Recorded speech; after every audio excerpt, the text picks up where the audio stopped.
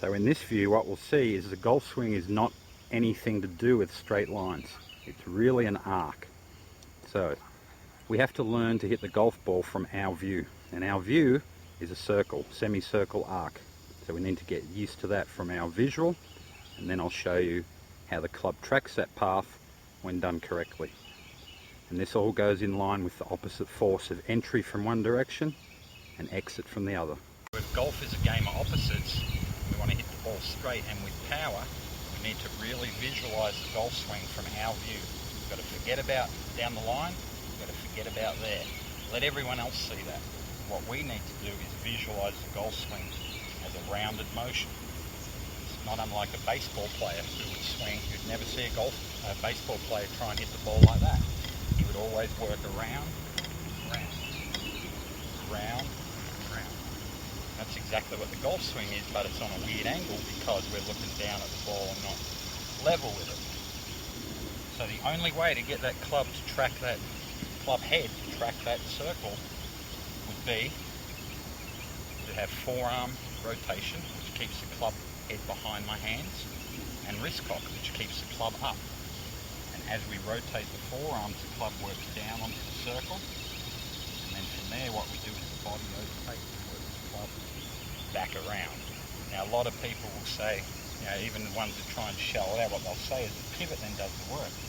So you can see the pivot then pulls the club across the line, and what we have to do is hold on the way through. So it's not a release, it's a here, pivot, hold, and then a lot of hand action later on, so that can affect what the ball does.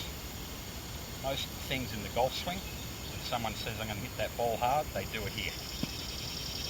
Best intention you can have is to increase your pressure and speed on this side of the ball, and then it's going to happen closer to where we want it. So the big thing with them when we look at our circle and our plus minuses is we don't want to get too much pressure or force back here. See, that throws the club out because the wrist's uncocked. You can't pull the club down and really hold that pressure there. See, that club's already out near that target line. So it's more wrist cock, rotation of the forearms. When we rotate our forearms back in, it packs us in tight. Once we're in tight to our body, then it's the whole trunk, torso, shoulders against that footwork that allow it to happen. So this side of impact has to have greater pressure, or at least equal to what's happening back here. Otherwise you're going to have a hard time hitting the ball straight. Now we'll look at that from this view also, and we'll see.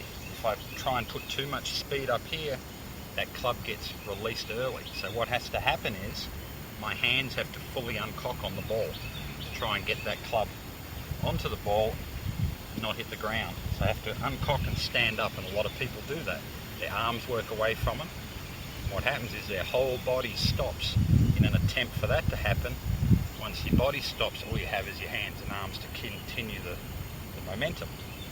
So what we're really doing is free falling this club a lot more with a lot of forearm range.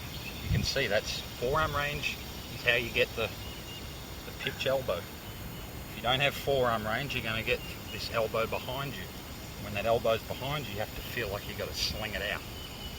So when we hold our wrist cock with forearm rotation, as we unrotate those forearms, we get the down cock of the club, plus we haven't used our body yet. We're basically rotating our forearms. It's putting a pressure in our left shoulder that way, it's putting a pressure in our right shoulder that way. From there, now we can use our body to go to the finish and just look forward to long straight shots all day long. So when we work on these principles, we never actually have to go down to hit the ball. Now, a lot of people say you've got to hit down on the ball, and everyone does it from up here and hits down on it this way. What we're doing is the rotating of the forearms packs those arms back in and uncocks the wrists all in one motion. So we're always getting our low point in the same spot. If I'm uncocking back here, getting too fast, my club's getting down low. So I have to do that, or I have to lean forward and try and get the divot out ahead. Here it's just all day long. Get that divot right on that line, past it each and every time, because its rotation is the uncocking as well.